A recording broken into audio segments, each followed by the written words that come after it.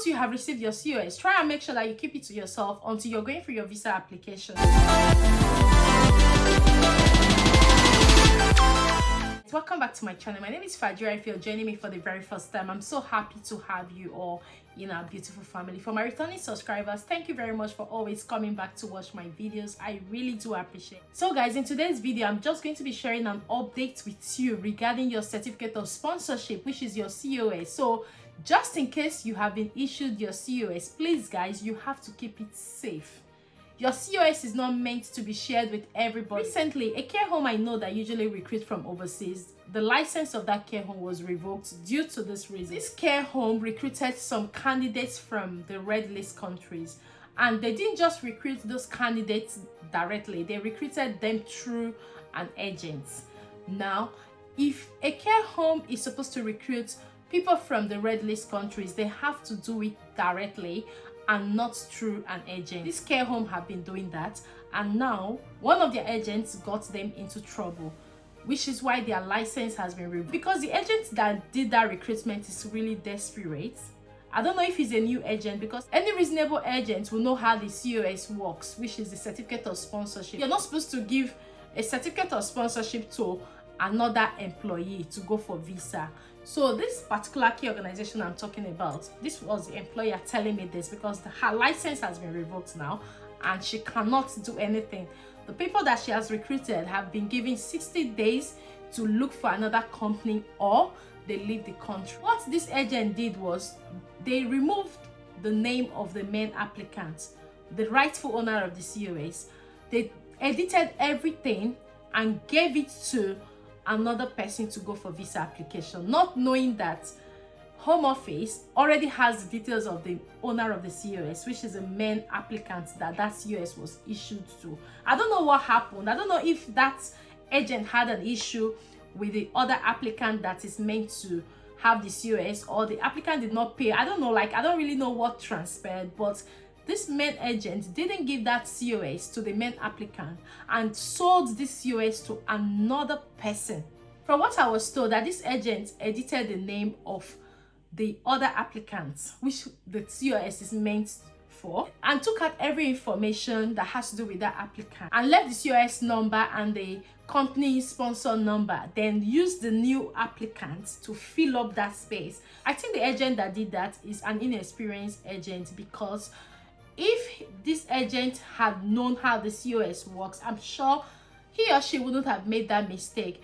Right now, as I speak, this care home, the license has been revoked, and the license was revoked because the care home is not supposed to use an agent to recruit from overseas. So now the rightful owner of the COS, I don't know what has happened to the rightful owner of the COS, but the person that used the COS to apply for a visa was refused the visa.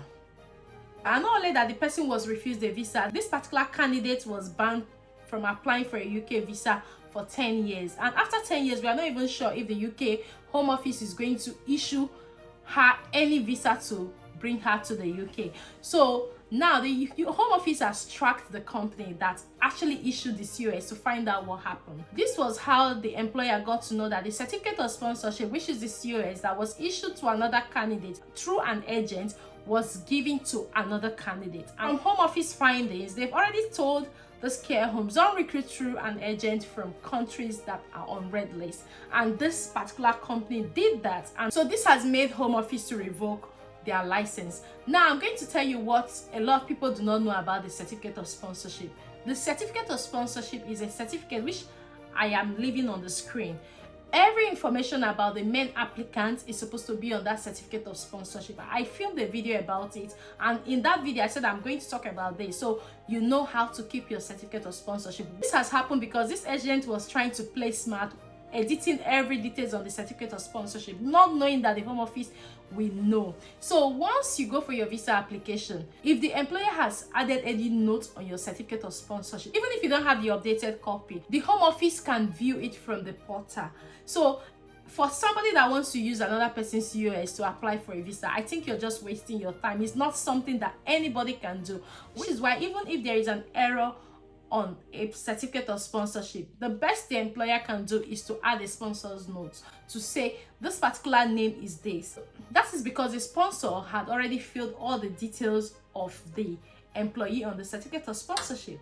So for this agent that is inexperienced, I'm sure that the agent did not really understand it to that level, that once a certificate of sponsorship is presented for a visa appointment or a visa interview, they will definitely log in to find out what the sponsor have said, which is why some people go to apply for visa and get refused, not knowing that their sponsor have withdrawn their certificate of sponsorship.